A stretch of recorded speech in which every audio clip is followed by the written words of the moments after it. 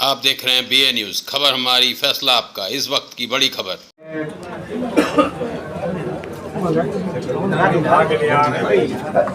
माननीय मंत्री जी का स्वागत है आज के इस कार्यक्रम में। अरे इसे लेना है, हटवाता है, इसका भी लेना है। देखिए,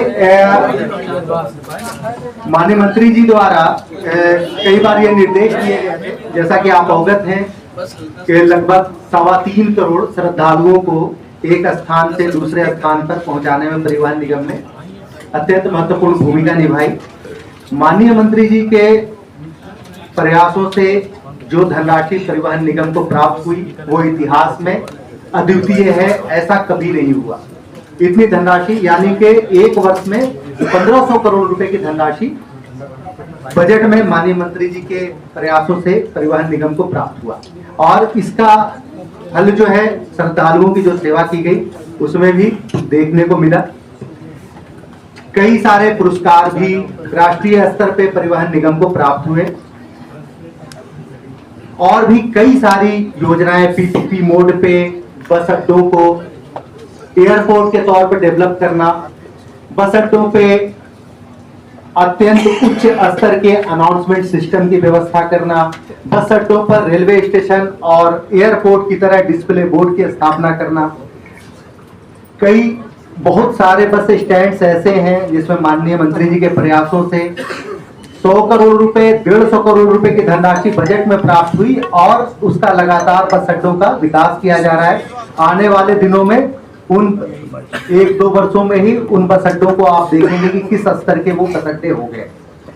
माननीय मंत्री जी का हमेशा ये निर्देश रहा है, कई प्रांतों के लोग यहाँ पर आने वाले दिनों में कुंभ लगने वाला है या महाकुंभ लगने वाला है, वो लोग आकर के परिवहन विभाग के हमारे अधिकारियों से संपर्क कर रहे हैं कि आपने किस तरह से मैनेजमेंट किया, हम लोग को भी बताइए, हमारे यहाँ भी होने वाला है। कई प्रांतों के लोग, तो आप सबने बहुत अच्छा काम किया, रात दिन मेहनत करके इस आयोजन को सफल बनाने में सहयोग किया और जिसके कारण से कई मीडिया के ग्रुप ने भी हमारे परिवहन निगम के हमारे MD साहब को पुरस्कार देकर के सम्मानित किया।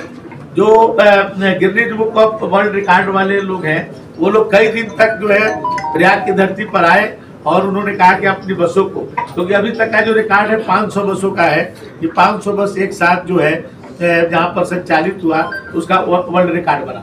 लेकिन इस बार तो 8,000 बसें इस महाकुंभ में परिवहन निगम ने लगाया था। लेकिन जिस दिन रिकॉर्ड बनना था हमारी बसें लग गई थी, लेकिन प्रशासन ने कहा कि जाम न लग जाए। अंतिम दिन था कि जाम लग जाएगा तो लोगों को कष्ट होगा, तो फिर हम लोगों ने उसको जो है वापस कर लिया और फिर उन्होंने कहा कि मैं फिर से आपको टाइम दूंगा, फिर उस दिन आप लोग करिएगा। लेकिन फिर ऐसा अवसर नहीं आया, नहीं तो एक बहुत बड़ा जो है वो भी हम लोगों के एस्टिमेट में आया था कि अभी तक का जो 500 बसों का 8,000 बसें हो जाती तो आप समझिए कितना बड़ा, कई गुना ज़्यादा जो उसका था। तो सभी लोगों ने बहुत ही बेहतर काम किया और परिवहन विभाग में आमूलचूल परिवर्तन हो रहा है। अभी तक के परिवहन विभाग में एक बस अड्डा PPP मॉडल पर आलमबाग बस अड्डा बना है, बस एक मात्र, वो भी अभी पूर्ण रूप से अब जाकर के कंप्लीट में यूजर के जेब पे भाग पड़े। आपने हमेशा और इसी तरीके से हम लोगों ने कार्य योजना बनाई है कि जो भी हमारे यात्री होंगे, जो भी बस अड्डों पे आएंगे, उनको अपने जेब से कोई खर्च नहीं करना पड़ेगा और एयरपोर्ट जैसे बस स्टैंड पे सुविधाएं प्राप्त करेंगे। ये सारी चीजें हैं और आज हम लोग माननीय मंत्री जी के कर कमलों से एक जो मंथली MST की व्यवस्था होती है, ये अभी तक ऑफलाइन हुआ करती थी, आज उसका ऑनलाइन का शुभारंभ भी श्री गणेश आज होगा आपके समक्ष। तो ये सारी चीजें थी जो मुझे आपको बतानी थी, इसी के लिए आप सब लोगों का स्वागत है। बाकी माननीय मंत्री से अनुरोध है।